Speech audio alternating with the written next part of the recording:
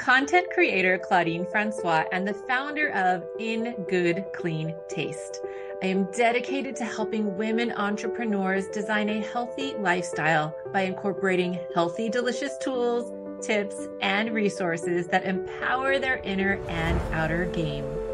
Every episode, my featured guest and I share our healthy, delicious lifestyle journey on my globally recognized show, Healthy, Delicious Lifestyle with Claudine. Hello and welcome. Thank you so much for being here on Healthy, Delicious Lifestyle with Claudine. I am content creator and board certified functional medicine and holistic health practitioner, Claudine Francois.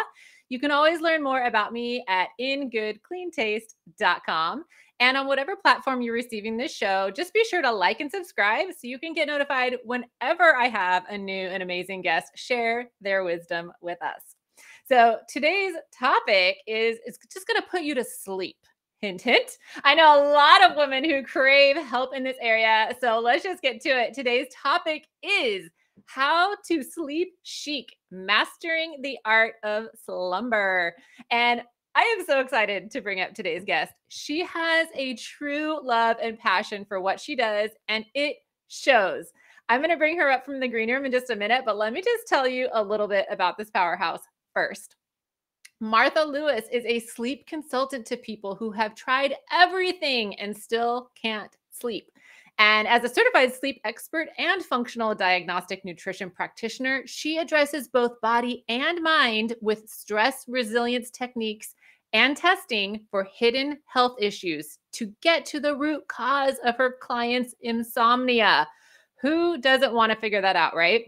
She goes beyond the basic sleep advice that you read about everywhere else and addresses what's happening in the body that causes the insomnia, y'all, that causes it. She has been featured in numerous publications such as Thrive Global and the Jackson Hole News and Guide and various podcasts around the world. And she is also a passionate speaker on the topic of sleep. So let me bring her up here and you can meet her yourself. Hello, Martha. Thank you so much for being here. Hi, Claudine. Thanks so much for having me. Oh, my pleasure. Sorry, I'm like super excited to talk to you. Because I know so many women deal with this issue, and I just cannot wait for them to hear all your good nuggets. So I'm going to start by asking you what I ask all of my guests, and that is, what does a healthy, delicious lifestyle mean to you? Well, to me, I think of that very holistically, of including everything in our lives. So healthy, delicious, we think about food, but I also think it's good to have, great exercise habits, great sleep habits, and be sleeping well, and to really have purpose and meaning in life. So, and a lot of fun too. That's why we're here. Yes, purpose and meaning is that's a big factor when it comes to your overall happiness, your overall feeling delicious in your own life, right? And of course, who doesn't feel better when they have a good night's sleep? I think everybody. Yes. Oh my gosh. Okay, so awesome. So let's start talking about some of you're an expert in this area. You have spent years honing your expertise on sleep. So let's talk about what can people do when they are not getting a good night's sleep, whether it's falling asleep or whether it's waking up in the middle of the night. I know, and your first tip was so good. It is eat delicious anti-inflammatory foods. Okay, and some people out there are going to be thinking, what does this have to do with sleep? So tell us, please, first of all, what are anti-inflammatory foods? And secondly, how does eating them help us get a better night's sleep? Yes. So anti-inflammatory means that the foods are not causing inflammation. So whole foods like, fresh fruits and vegetables, even grains that are properly prepared, high quality meat and seafood, those are going to be anti-inflammatory. And other foods, like especially processed foods of any kind, but especially those with refined sugar, refined flour, refined oils, and even the foods like gluten and dairy that tend to be a huge part of the standard American diet can also be inflammatory for a lot of people. if our guts aren't healthy. And so I love that you wrote delicious, because a lot of people are going to say, oh, that sounds awful. I've been eating gluten dairy free for years now, and it can still be very delicious. I'm definitely a foodie and feel like I eat really well. So so that is what that means. So it's really, if you think of it in simple terms, is focusing on whole foods instead of processed foods. And the reason this is so important for sleep is because most of the time, sleep issues are caused from inflammation.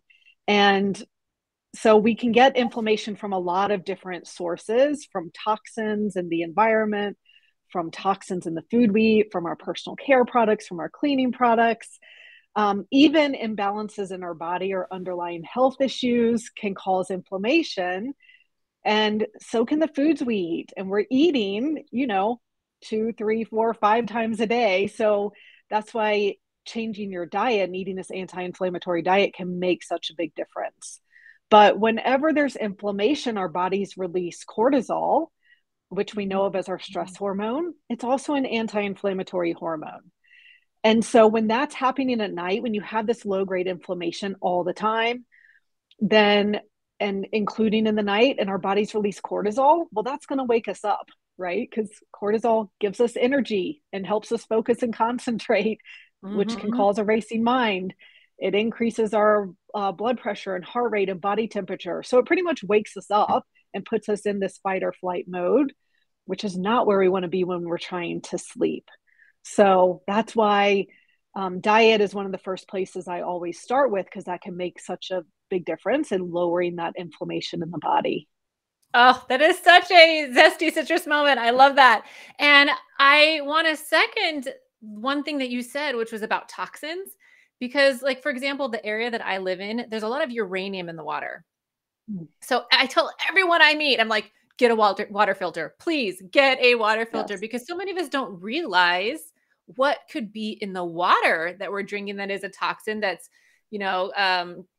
it's gunking. I call it gunking up the system, right? Like the liver is getting backed up. It's like, I have all this extra work to do. And it's just causing this huge traffic jam in the body. So I don't think that's something that a lot of people talk about, is the effect of inflammation, the effect of inflammatory foods, toxins, the environment, all of those things on our sleep. I especially don't think a lot of people relate it to that cortisol effect. So thank you for that wisdom. That was awesome.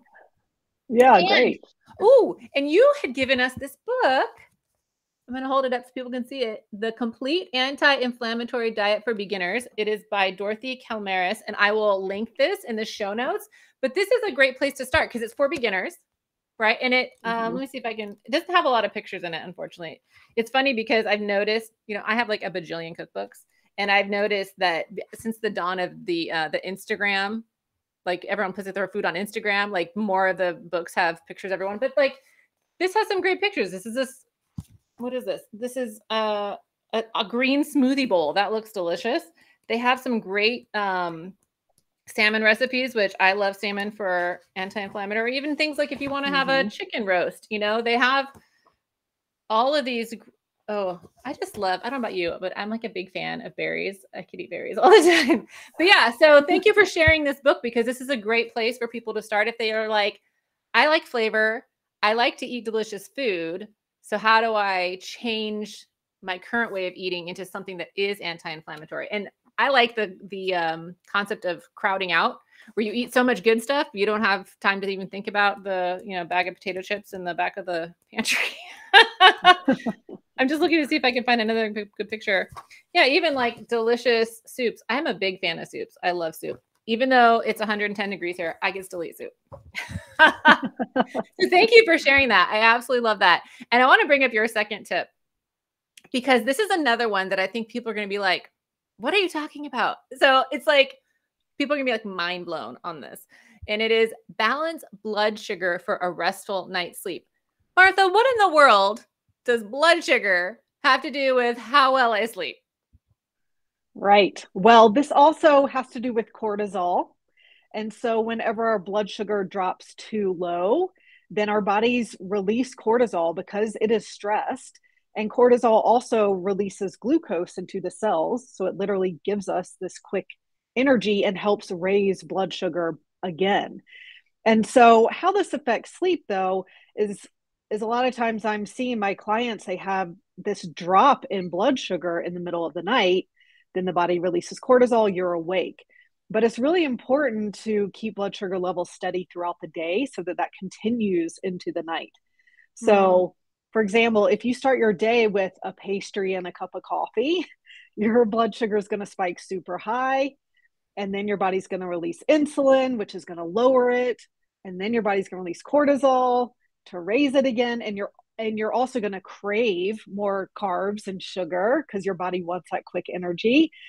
And so then you're on this extreme roller coaster. And when that's happening all day, that's going to continue into the night. So balancing blood sugar throughout the day is really important. And I don't know if you want me to get into how we can do that and some Well, tips there. yeah, I mean, I think of, tell me about wine. Can we talk about red wine for a second? Because this is something that a lot of people are like, we're stressed, right? We are stressed as people. And so a lot of people are like, I just need to wind down at the end of the night with a glass of wine. And then I'll ask, well, how are you sleeping? So I don't know if you could, I'm putting you on the spot a little bit here, but can you talk about like what happens if you have red wine at night in terms of your sleep? Yeah. Well, I mean, there is a blood sugar component to that as well, for sure. Although red wine has lower sugar than other things you could be drinking alcohol wise. So that's good. But I mean, alcohol is very disruptive to sleep. It can help us fall asleep faster, but it's shown that 4 hours later, as your liver starts having to process that's going to wake you up. And Mhm. so it's also putting an extra burden on your liver, which is probably already taxed if you aren't sleeping well from all these toxins we're exposed to all the time.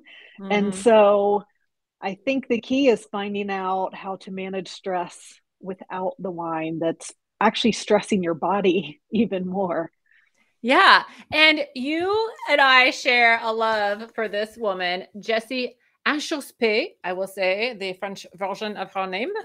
But she is the glucose goddess on Instagram. And she wrote this book called Glucose Revolution, which I am geeking out over. Like her tips are amazing. So I don't know if these are the tips you were going to share with us, like how you can keep your blood sugar balanced throughout the day. Cause she's got some whoppers. I'm telling all my kids every day, I'm like, what are you eating first? Yes. I'm testing them. So tell us what you have gleaned either from her, from your own experience working with clients. Like how does one keep blood sugar balanced throughout the day? Yeah. So I think, I mean, one of the important things that relates back to the last tip too is eating these whole foods, making sure to eat plenty of protein and fat with every meal. We also talk about, in the training we've had of finding your optimal diet based on your metabolic type. So everyone kind of needs different proportions of fat and protein and carbs. And so figuring that out for yourself is really going to help keep, balanced blood sugar as well. Um, I think starting the day, how you start the day is so important. So having plenty of protein with breakfast, at least 25 grams is what I would recommend. And then trying to have that with all meals as well, and really not snacking, focusing more on just meals. And Mhm. a lot of times that is enough for most people, but I think when people aren't sleeping well, blood sugar can also become dysregulated because that's something that is regulated while we're sleeping. So I see a lot of my clients who are eating a very healthy diet and balanced diet, and they're still dealing with blood sugar issues. So that's when I think some of Jesse's hacks from the glucose revolution can come in handy. And I noticed they've really made a big difference for me too. So Mm. she talks about eating foods in the certain order. So you want to start with vegetables first, and that fiber kind of starts filling you up, and it takes longer to break down. And then you follow that with protein, and then you eat carbohydrates last. And so going in that order can really help. And having what she calls a veggie starter or a green starter. So it's so interesting too how this ties into so many cultural habits of starting with a salad. Mhm. Now we know there are reasons why people kind of intuitively, culturally did things like that. With the So vinegar. that's, yes, With the exactly, right? vinegar. Who knew? Yes, it should be bitter. Yeah. Yeah, one of her other hacks is having apple cider vinegar and water, and that can help with blood sugar. It's also great for digestion and liver function and everything. So Hmm. again, like you think of Italians having like an aperitif, of Campari and soda before a meal, like that bitterness helps stimulate our digestive juices and bile flow in the liver. And so it's good for digestion too. And then what else? She talks about moving after eating. So she talks about squats or going for a walk or whatever. All of these things can help keep our blood sugar levels a lot more steady. I love it. Or even like cleaning up the kitchen. If you have to spend 10 minutes just like actively like wiping down the counters and Yeah. yeah, it's so good. I love that you brought up the metabolic type because I personally was one of these people who kept like following the the method du jour. I was like, okay, everyone tells me I have to eat a ton of protein, but I feel really sluggish and tired when I eat a ton of Mm. protein. And then I found out that I am almost a slow oxidizer. Like I'm a mixed oxidizer to the point of almost being slow, which means I do better on plant-based proteins. I do better with more carbs. And here I had been like punishing myself with trying to eat as much Mhm. protein as possible because that's what everybody said. Everybody said I should do. So yeah, finding your metabolic type, doing those little hacks, like you said. I mean, eating whole foods isn't a hack, but eating your vegetables first, then your protein, having the apple cider vinegar kind of activity after your food. And she shows in the book, I don't think I marked it, but she has all these little pictures where you can see like maybe I don't know if you can see it. If you can see like the blood sugar spikes, like here, this one activity, blood sugar spike is huge. This activity, it's low. So yeah, if anyone wants to read the book, I will link it below. So that is awesome. Thank you for bringing that up because, and she even has a cookbook now, the new one, which I am super excited about. I'm like, yay.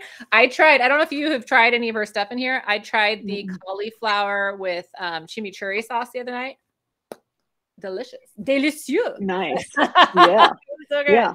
And she's also on Instagram, and so she posts these things almost every day, and they're all based on research as well, but Mm-hmm. showing like how different things affect blood sugar and how like having a salad first really keeps it within the normal levels and things like that. So it's Yeah, really her fascinating to Instagram feed see. is great. And because she's a scientist, but she has this great ability to translate sciencey stuff into everyday person understanding stuff. Yeah, So that's so good. exactly. Okay, so one of the tips that I came up with based on our conversation was, is it stress? Is it hormone imbalance? Is it gut issues? And one thing that I don't think a lot of people realize is like there is testing to find out what is causing your sleep issues. Well, a lot of your are issues, right? There is Yeah. testing. I mean, how do you use testing in your own practice to help people figure out like what is it that we can work on? Yeah. So, I mean, as you know, but isn't widespread knowledge, these underlying health issues can affect our sleep. And so I'm looking at hormone balance, I'm looking at liver function, I'm looking at gut health, I'm looking at mineral balance and heavy metals, I'm even looking at neurotransmitters. And so, yeah, so all of these, when the body's out of whack and it's in chaos, then certain systems start breaking down, and for some of us, we're more prone to that affecting our sleep. And so, Mhm. if you can't sleep, and especially, like I say, if you tried everything, all the basic sleep advice out there, which is the same thing, you know, ad nauseum, I think, of like Mhm. avoid screens at night and, have a bedtime routine and exercise every day. All these things are important, but they're not helping most people. And that's because there's something more going on. So the testing is really key to figure that out. Yes, it's so important because like you kind of alluded to, everyone's body reacts differently to things. So for some people, if they have stress in their lives or they have something happening that's causing stress to their body, it could show up in their hormones. It could show up in their gut. It could show up in their liver. It could show up in different places for different people. And for some people, it could give them migraines. For some people, they can't sleep. And so knowing where to start is a great avenue for people who are having this consistent problem rather than just like popping some more melatonin or I've been through the whole doctor route where they're like just take this, take that, take this, and I was like we aren't solving the problem here, people. And if Right. people want to know if they want someplace easy to start to see if their hormones are out of whack, I have a free quiz. It's in the crawler, and I'll put it in the link too, so you could also try that. And I do tell my clients to do a wind down routine, and it is kind of quote unquote basic advice, but I still find that a lot of people don't do it. Yeah. I could talk all day long about what I recommend to people for a wind down routine. Are there specific things that you tell your clients, listen, start here? Well, I mean, yeah, I think it's starting in steps. And so if you're used to watching TV up until the minute you go to bed or working until the minute you go to bed, then start with 30 minutes, like have 30 minutes of wind down. And that can be stretching or journaling, or if you have a meditation practice, meditating, reading a book is what I prefer to do. And definitely like dimming the lights and not being exposed to blue light. And if you're already doing 30 minutes, then maybe you increase that to an hour. And ideally, we're staying away from screens at least 2 hours before bed. I know that's not necessarily realistic for everyone. And I like to watch Netflix too, but I do try to have this like at least hour window between TV and bed. And I wear blue light blocking glasses, while I'm watching TV. So yeah, so it's important to give our brains this break from the light and also from stress. We can't expect to just go all day long and then fall into bed and fall into this restful sleep. Our brains and nervous system really need some time to wind down. That is so important. Yeah. And I love that you're stair stepping it, because I know for some of us, we can get overwhelmed when it's like, okay, you need to do these 10 things. We're just like, wait, I, For 2 hours. Yes. right. And yeah, the blue light glasses is a great tip as well. And I have some that I will link in the show notes. Thank you for reminding me of that. Um, for some people, it's like take a mineral bath, or do some just deep breathing, or like read an actual book, like in your hand type book rather than on the screen. I know so many of us are used to screens, and it's really hard to stay away from them these days. But I have found that the nights where I am on a screen, especially if I'm doing the whole scroll on the social, Oh yeah. I'm just checking my notifications, y'all.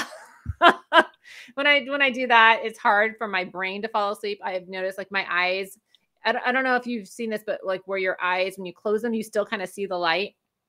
So I have noticed like I need to be up. And I think one thing that's important for a lot of us in this, we're constantly being bombarded with stuff, right? We have so much technology. We have so much noise coming to us from so many areas. I think a lot of us have turned off our own intuition of like noticing what's going on in our bodies. And I think that might be also a good place for people to start. It's like, well, what do you notice? And it could be as easy as keeping a journal, right? What do you notice when you have wine at night? How do you sleep? When you are watching TV till bedtime, how do you sleep? When when you take a bubble bath, how do you sleep? When you do nighttime yoga, how do you sleep? So I love all that. Martha, I mean, I'm sure people are going to want more information from you. Tell us how they can find you. Yeah, my website is thecompletesleepsolution.com. About to change to thesleepdetective.com, but everything's going to forward there. So that will be fine. I'm on Instagram at Martha Lewis Sleep Detective. I have a Facebook group as well. So you can find me on Facebook under the Sleep Detective. And I have a quiz on my website too called What's Causing Your Insomnia? So it's looking at, is it more your body? Is it more your mind? And it will give you a percentage of, say it's 20% your mind and 80% your body. So I suggest taking that to kind of to start to pinpoint what could be causing this for you. Oh, that is so, so good. I love that. So everybody who's having sleep issues, go take the test. Go to her website. I have seen it. It's awesome. Go take the quiz so that you can find out like where to start. I love that. Martha, it has been such a pleasure having you on. I cannot thank you enough. Yes, thank you so much. It's so fun. Yay. All right. I'm going to link to everything so people can find you. I'm going to put you in the green room while we say goodbye. So hang out there, have a mocktail. Mocktail? Low sugar. I'll be right back. Oh my goodness. Was that not amazing? Thank you so much for joining us today. And I want to remind you, how are you creating a healthy, delicious lifestyle for you today? And until then, be sure to join me for another episode of Healthy, Delicious Lifestyle with Claudine next Monday at 9 a.m. Pacific and 11 a.m. Central. And reminder, like and subscribe so you can get notified anytime we have a new episode. All right. See you soon. Bye. Thank you for joining me today. You can learn more about me, my products, and services at ingoodcleantaste.com. Be sure to join me for another episode every Monday at 9 a.m. Pacific or 11 a.m. Central Standard Time on my globally recognized show, Healthy Delicious Lifestyle with Claudine.